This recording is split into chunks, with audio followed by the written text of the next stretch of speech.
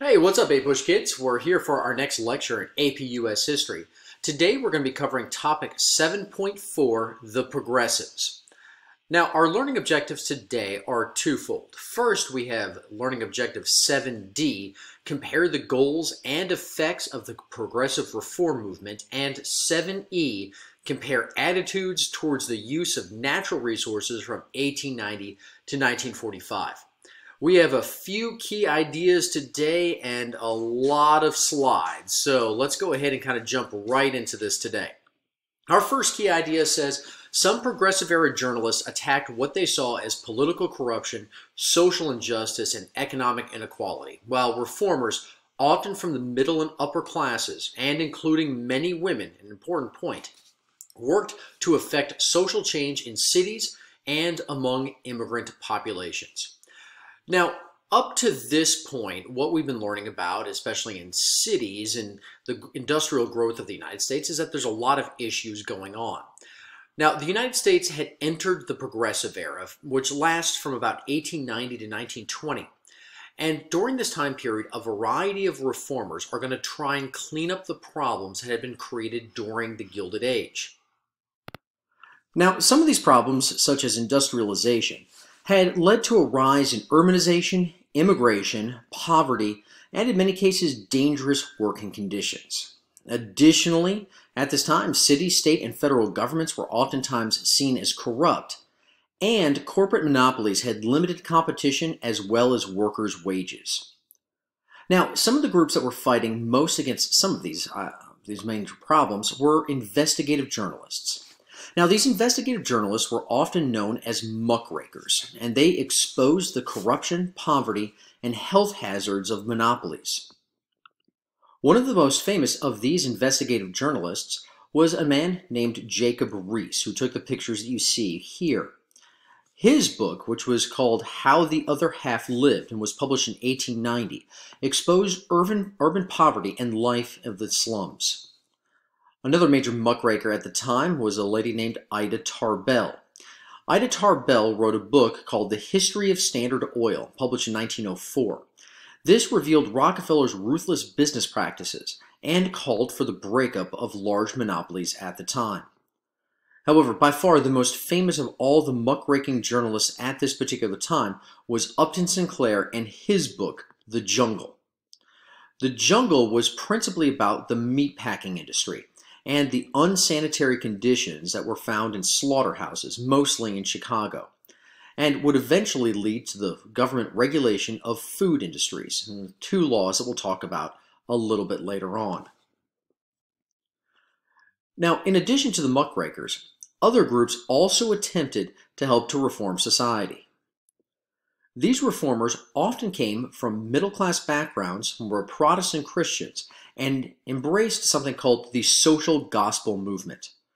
Now, the social gospel movement is one that you must know for AP, as it's listed specifically in some of our earlier standards. The social gospel taught that to honor God, people must help others and reform society.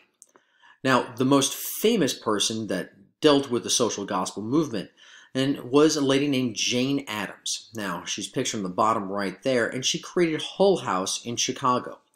And like many other social gospel movement progressives, she responded in American cities in response to the slums, tenements, child labor, alcohol abuse, prostitution, and political corruption. Now, her Hull House, which you see pictured on the left-hand side, was the first settlement house. Now, it offered baths, cheap food, childcare, job training, health care, along with other things to immigrant families on the south side of Chicago. You can see some of the images from her Hull House appearing on the screen now. Now, her efforts inspired other reformers in other cities to build settlement houses as well to assist the poor. Eventually, some of these different settlement house movements and the social gospel movement would inspire the creation of larger scale settlement house type activities and organizations. Now, the first of these is one that's still around to this day, and that's the YMCA, which stands for the Young Men's Christian Association. And there's a sister organization called the YWCA. Now, they created gyms and libraries to help young men and children and who mostly were living in city areas and attempted to improve their lives. In addition to this, the Salvation Army also created nurseries and soup kitchens as well, mostly aimed at immigrant poor during this time period. Both organizations inspired by Jane Addams' Hull House. Now, in addition to this, there was other urban reformers who tried to improve the lives of the poor workers as well as children. Probably most famously in her work to try and help children was a lady named Florence Kelley. Now, she fought to create child labor laws and the laws limiting women to a 10-hour workday. You can see her pictured over here on the right-hand side. Now, not only did reformers want to tackle issues with unsanitary conditions or poor business practices, and not only did they work through the social gospel movement to help immigrants and the working poor, but many of them also attempted to solve the issue of alcohol abuse. Now, alcohol abuse was seen by many reformers as a serious problem and had been for some time, going all the way back into the 1830s and 1840s during the Second Great Awakening. We saw that this idea of temperance was a concept that hoped to end alcohol consumption and by doing so would reduce corruption, crime, and also to help to assimilate immigrants, many of them coming from regions where alcohol consumption was closely tied into the culture. I mean, think Russia, Italy. It's kind of hard to think of those things without thinking of like wine and vodka. Now, in particular, we do have a few important reformers in this temperance movement. Probably most famous was Frances Willard, who you see on the upper left-hand side, and Carrie Nation carrying her famous hatchet in one hand and a Bible in another. Now, these two will form what's called the Women's Christian Temperance Union, otherwise known as the WCTU, to fight for prohibition laws. Now, generally, these women are incredibly successful, and reformers are going to gain prohibition laws in rural areas initially in states in both the South and the West. What you can see according to this map is this is where we see statewide prohibition laws. For instance, Georgia bans alcohol statewide in 1908. And even in states that didn't ban alcohol, we see local laws are passed and the creation of dry counties. All the area in brown were different county by county map where alcohol was not allowed. Eventually, what these efforts will lead to is in 1919, the states are going to ratify the 18th Amendment to the U.S. Constitution, which will outlaw alcohol distribution as well as alcohol transportation and the making of alcohol throughout the United States, though oddly it will not outlaw its consumption. Well, that brings us then to key idea number 2. Key idea number 2 says the progressives were divided over many issues. Some progressives supported Southern segregation, while others ignored its presence. Some progressives advocated expanding popular participation in government, while others called for greater reliance on professional technical experts to make government more efficient. Progressives also disagreed about immigration restrictions. Now, one of the major issues that progressives were divided over was the demand for equal rights for women. Now, in most states, married women could not divorce or own property, among other rights that they were limited to, including not being able to vote. However, black, immigrant, and illiterate men could vote, and women workers were oftentimes paid less than men. Women were still expected to remain at home as wives and mothers, going all the way back to this concept of separate spheres and the cult of domesticity, which we talked about in the 1830s and 1840s. Now, the Gilded Age is going to bring new opportunities for women and new ideas about personal rights. During the Gilded Age, women lived independently in cities as secretaries, store clerks, and telephone operators. And many of them will start going to college as well. More and more girls will start to graduate not only from high school, but also attend major colleges and universities, such as Oberlin College, where you see the first graduating class on the left-hand side, or all-female colleges such as Vassar College and the Vassar girls that you see on the right. Now, women are going to play an important role as reformers. For instance, we've already talked about Jane Addams creating the first settlement house. Muckrakers such as Ida Tarbell are going to expose corporate monopolies. The WCTU and Carrie Nation for prohibition laws. Florence Kelley brings about child labor and women labor laws. And as a result of their work, women reformers are going to gain laws that ban prostitution across the United States. And Margaret Sanger is going to promote birth control for both poor and middle-class women. She'll also open the first birth control clinic in the United States in 1915. However, by far, the most significant reform for women was the demand for suffrage, which is simply just voting rights. Now, they'd first demanded this suffrage in 1848 at the Seneca Falls Convention. However, during the Civil War and immediately afterwards, women had become frustrated because black men had gained the right to vote with the 15th Amendment, but women did not. By 1890, Susan B. Anthony and Elizabeth Stanton had formed the National American Women's Suffrage Association, or NAWSA. Now, NASA had pressured states to let women vote in state elections and had called for a national suffrage amendment. By the early 1900s, most Western states had allowed women to vote, but women in the East still could not vote at this particular time.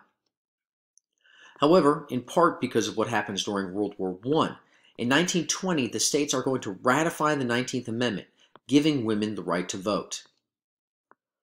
Additionally, the Progressive Era is also going to lead for demands for equal rights for African Americans.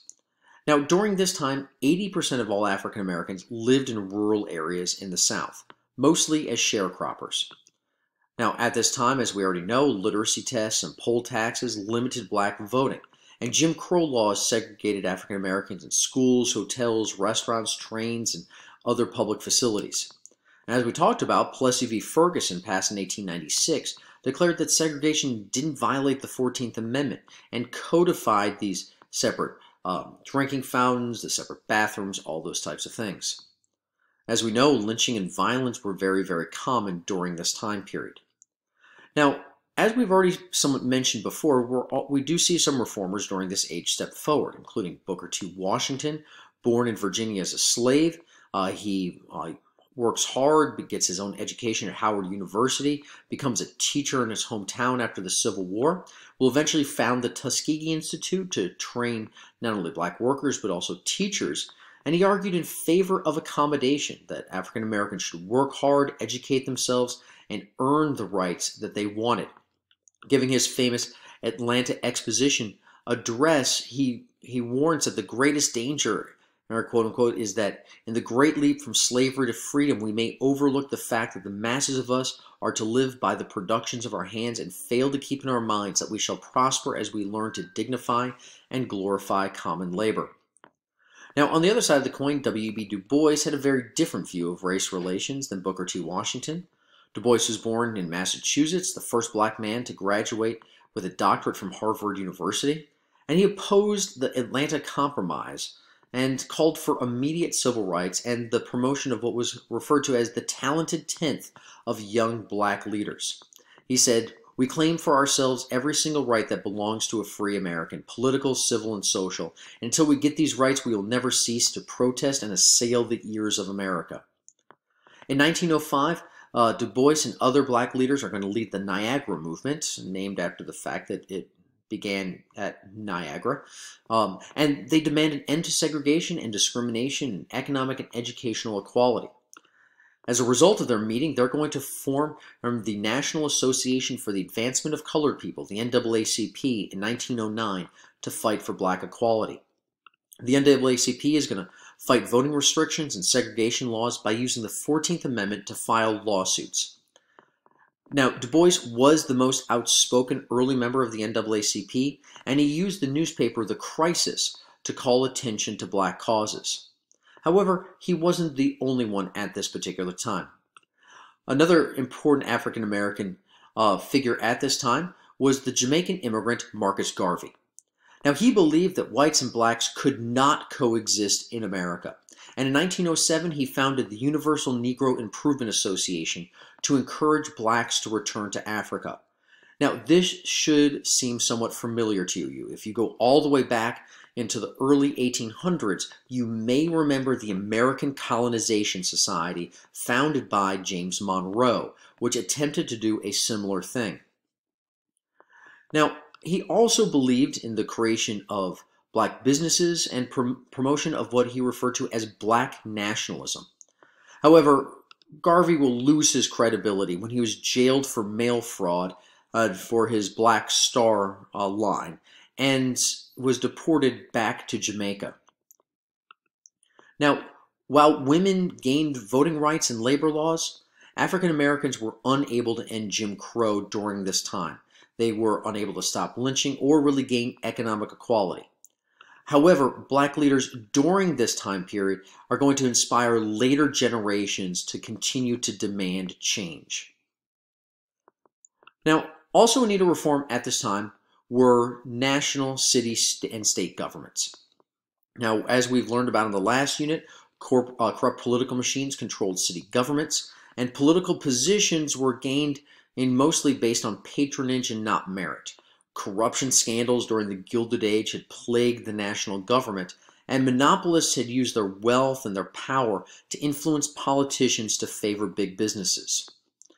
Now, starting in the 1880s, political reformers had demanded change. As we learned about already, Congress is going to pass the Pendleton Act in 1883 that creates the merit-based exams for most civil service jobs in the federal government. And reformers tried to make government more efficient and break the power of political machines by shifting power to city commissioners and city managers. Now, this process actually really begins with a tragedy. In 1900, a hurricane is going to destroy Galveston, Texas, and it completely levels it. All right. And now, after this hurricane, which, as you can see from the pictures, just destroys the city, politicians are going to have an opportunity not only to rebuild the city physically, but also rebuild it politically. And they're going to create the first city commission government to quickly and efficiently rebuild the city. Rather than having one mayor making all the decisions, a committee oversaw different aspects of local government. And other cities are going to soon adopt this model, but many of them add a trained city manager to carry out the day-to-day operations of government. In addition to this, some cities created their own government-run water, electricity, and gas utility companies. And these changes were more efficient and less corrupt than traditional city governments. And many cities have many of these aspects still to this day. Now, at the state level, progressive reformers also wanted to impact state governments. States began regulating railroads during this time and big businesses as well to help workers and promote competition. Now, state governments passed laws limiting the work hours for both children and women, in part because of the work of Florence Kelley, and most states are going to create commissions to oversee government spending. Now, the most significant person in these efforts to reform state governments was Robert La Follette. Now, he was the governor of Wisconsin at the time, and he came up with this, what was called the Wisconsin idea. Now, Wisconsin became the first state to create both an income tax, form industrial commissions, and adopt regulations on big businesses. And Wisconsin politicians teamed with academic experts from the University of Wisconsin to create state laws. Wisconsin became a model for other progressive state reforms. Now, these reforms helped to make state governments more democratic. And some of these, for instance, the first one we have is the referendum. Now, the referendum would allow citizens to vote to increase taxes for new programs. Now, we're going to have a referendum actually this coming November. It's one of these splashed referendums right here to help build a new middle school in our area. In addition to this, the initiative would allow citizens to bypass what were seen at the time as corrupt state legislatures by putting an issue on the state ballot and voting to make it law directly instead of having the legislature vote for it. In addition to this, the initiatives would give more control to those individual citizens throughout the state. Next, we had the political reform of the recall. This allowed citizens to vote to remove an elected official. Now, we used to have more of them back in the day, but we still have had a few recently. Famously, in 2003, the governor of California was recalled, a guy named Gray Davis. And you can see right here on the recall ballot where they got the next governor of California from. In addition, this was also used, ironically, in Wisconsin, when they tried to recall Governor Scott Walker in Wisconsin, though he would survive the recall vote. In addition to this, states are going to begin using direct primary elections to allow voters to choose party candidates. We're going to hear more about those direct primaries as we get into next year and you guys start taking government and we get towards our next election cycle. And then in 1913, the 17th Amendment was ratified to allow citizens to directly elect their U.S. senators. Bringing us then to key idea number 3. On the national level, progressives sought federal legislation that they believed would effectively regulate the economy, expand democracy, and generate moral reform. Progressive amendments to the Constitution dealt with issues such as prohibition and women's suffrage. Now, in 1901, Republican President William McKinley was assassinated, and Vice President Theodore Roosevelt soon became president. Now, we've talked about what happened with Teddy Roosevelt's foreign policies, such as the Roosevelt Corollary to the Monroe Doctrine and the building and creation of the Panama Canal. But domestically, Roosevelt was also an incredibly important president. He was a very different kind of president because he thought that the government ought to take responsibility for the welfare of the people. He said it is the duty of the president to act upon the theory that he is the steward of the people and to assume that he has the legal right to do whatever the needs of the people demand, unless the Constitution or the laws explicitly forbid him to do it. And so in 1902, Teddy Roosevelt is going to negotiate a square deal between striking anthracite coal miners and the management. Now, this strike had lasted for 11 months, and it threatened the nation as the winter approached. The entire idea of the square deal is that no one side of the argument got a better bargain. Everybody was treated equally in the strike negotiations by Roosevelt. Now, he would apply this idea of the square deal to future problems that he would face in trying to balance the interests not only of businesses, but also of consumers and citizens and the environment and so many other things. This idea of fairness for all, the square deal. Now, generally, one of the problems that we had seen is throughout the Gilded Age, laissez-faire policies, remember that's hands-off, no interference, by the national government had led to powerful monopolies and unfair working conditions for laborers.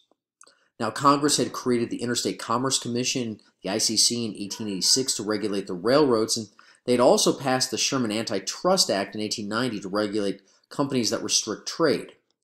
The problem was, as we already mentioned, is that neither could control monopolies during the Gilded Age. However, Roosevelt could. Roosevelt was the first president to regulate big business and break up corporate monopolies. He became known as the Trust Buster when he used the Sherman Antitrust Act to break up the Northern Securities Company in 1902. And he wouldn't just stop there. He would bust 25 other corporate monopolies, putting the squeeze on them. However, he did see the benefit of efficient monopolies, and he wanted to be able to control bad trusts. We see him here in this image as the hunter. He was a famous outdoorsman, killing the bad monopolies and the bad trusts, and the good trusts are restrained. In addition, when Upton Sinclair wrote The Jungle in 1906, President Roosevelt pressured Congress to create consumer safety laws. And this would lead directly to the passage of a law called the Meat Inspection Act in 1906. In addition to this, the same year, Congress is going to pass the Pure Food and Drug Act to ban harmful products and end false medical claims, such as these, or these. Please note with the bottle right here, it says 46% alcohol and opium. and it has dosage instructions for someone who's 5 days old. And that's not good. Here's another one. Nerve and brain tablets. That doesn't sound too good for you. Now, in 1908, Teddy Roosevelt decided not to run for a third term. However, his presidency, which had lasted from 1901 to 1909, changed the United States. For the first time, the government is going to assume responsibility for the welfare of all citizens, regulate big businesses, and protect the environment. And his foreign policy helped to increase American influence in the world and led to the construction of the Panama Canal. Now, when Teddy Roosevelt did not run for a third term in 1908, he helped William Howard Taft win the presidency in the hopes that Taft would continue his progressive agenda. Now, like Teddy Roosevelt, Taft pushed for progressive reforms. For instance, Taft is going to break up twice as many monopolies as Roosevelt, and he established a Children's Bureau, the Department of Labor, as well as passage of child labor laws. He even creates safety codes for mines and coal workers, as well as for railroad workers as well.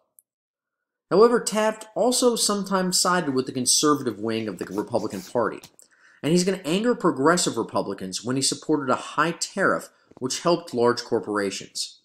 In addition, Taft is going to allow 1 million acres that Roosevelt had set aside as conservation forests to be sold to businesses.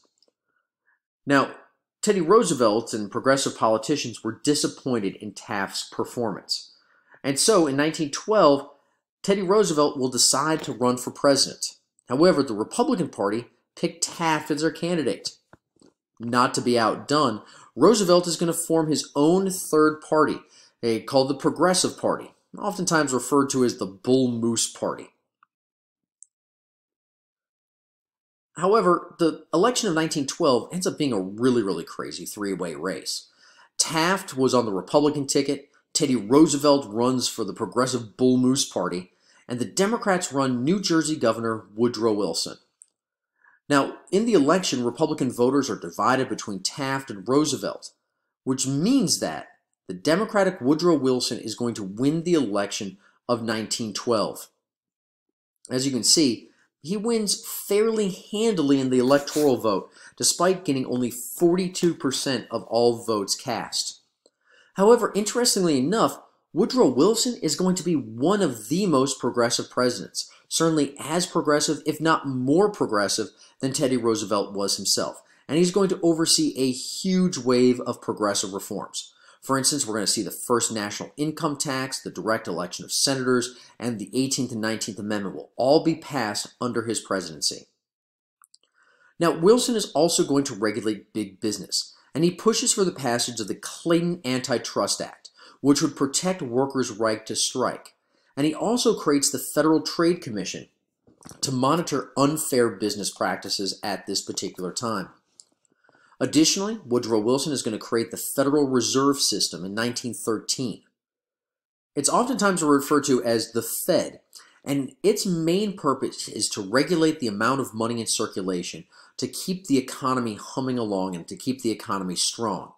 It is essentially the third national bank, the third bank of the United States. Remember, we've talked about two other ones, right? The second bank under Jackson, which he kills, and then the first one created by Alexander Hamilton. Now, the whole idea behind this Federal Reserve is to try and stop this up-down of the economy. You can see here how the economy and all these financial panics are happening. And the whole idea between the Federal Reserve, which is created right over here, is to try and kind of even things out. And it does for a time, though we do have this Great Depression right here. Bringing us to our final key idea, number 4. Preservationists and conservationists both supported and established the establishment of national parks while advocating different government responses to the overuse of natural resources. Now, the problem was that during the Gilded Age, corporations clear-cut forests and exploited Americans' natural resources. Now, Teddy Roosevelt begins the first national environmental conservation program. And the government, under this program, is going to conserve 195 million acres of land as national parks or forests, including parks such as Yellowstone National Park, Glacier National Park, Yosemite, Crater Lake, etc., etc. We can see all of the different national parks and forests that are created, many of them in the Appalachian Range and then certainly out west. However, the progressives are divided, an issue we've talked about before, and not everybody gets along with Teddy Roosevelt. For instance, the famous preservationist John Muir, who's pictured next to Teddy Roosevelt right at the Grand Canyon, is going to want to exclude humans from certain areas. All right, and this is this key idea between preservationists and conservationists. Preservationists are this whole idea that don't touch the land at all. Conservationists are more this idea that you can use some of the land as long as you do so in a sustainable way. Okay, that's a huge difference right there. Now, generally speaking, those major changes that they bring about include, for the first time, we see government regulating big business. We see working and living conditions starting to improve, as well as women's suffrage, new election reforms, increased democracy for the people. However, America's involvement in World War I is going to bring an end to the progressive era. Now, a few key ideas before we leave off today. All right, please understand the following major concepts and the following concept that will be on tomorrow's quiz. First of all, all of these reforms are incredibly similar to the Second Great Awakening. Now, we have a ton of reforms. None of these people are working together. All right, so a lot of names to remember. So we've got everything from Florence Kelley to the muckrakers, all the way to people like Teddy Roosevelt to Carrie Nation. We've got the African-American reformers such as Booker T. Washington, W.B. Du Bois, Marcus Garvey. Lots of names to remember. All right, but we'll go through it more in class again. Don't forget to hit like. Don't forget to hit subscribe. And until next time, and as always, go Pack.